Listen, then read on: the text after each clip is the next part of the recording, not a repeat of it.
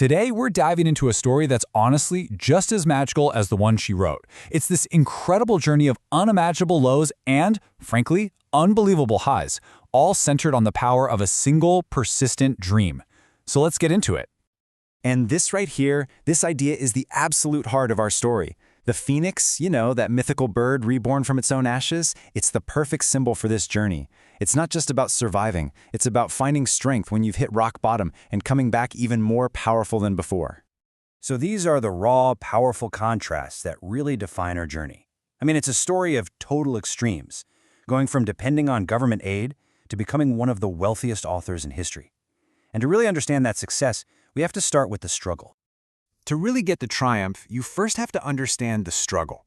And for Rowling, believe me, the darkness was deep. It was overwhelming.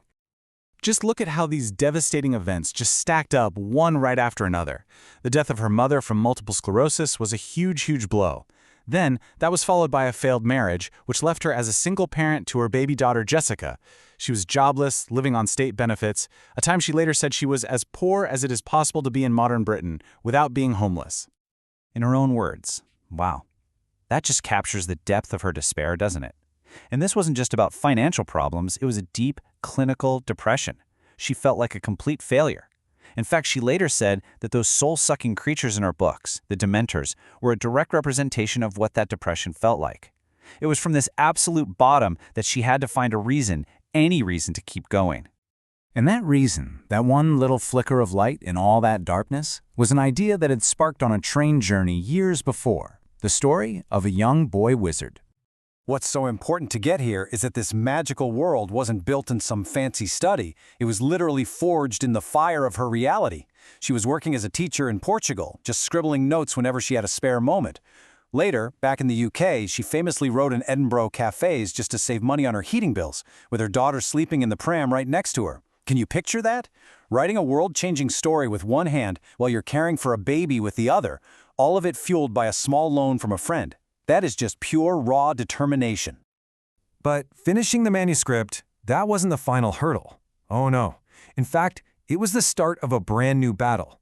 A battle against what seemed like an impenetrable wall of rejection. 12. Just let that number sink in for a second. 12 major publishing houses looked at the manuscript for Harry Potter and the Philosopher's Stone and said no. Every single rejection was another blow, another voice telling her that this dream of hers was worthless. And, it wasn't just a simple no thank you. This is the kind of feedback she was getting.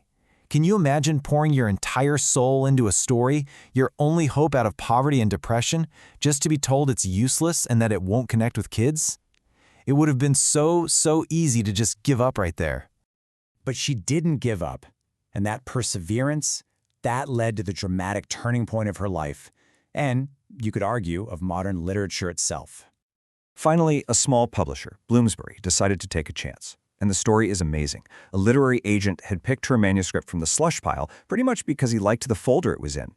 His boss then gave it to his 8-year-old daughter to read. It was that little girl's enthusiastic response that actually got the book its deal. And this right here, just brilliantly shows you the astronomical scale of what happened next. From a tiny initial print run of just 500 copies, and advice not to quit her day job, by the way, the Harry Potter series exploded into a global phenomenon. We're talking over 500 million books sold, translated into more than 80 languages, blockbuster movies, theme parks. It didn't just make her a successful author. It created an entire world that has captivated generations. So after seeing this incredible journey from ash to flight, what's the takeaway for us, right? How does her story resonate beyond the world of publishing? This is the core message. Rowling completely reframes what failure means.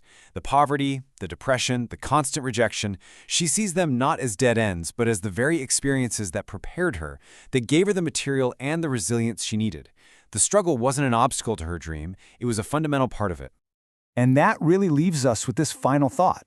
Rowling's story proves that a dream, when you hold onto it with a relentless kind of passion, can be a powerful, powerful force against any hardship. So, the question is, what's your Harry Potter? What idea is waiting in the quiet moments, ready for you to fight for it, no matter how many walls of rejection you might face along the way?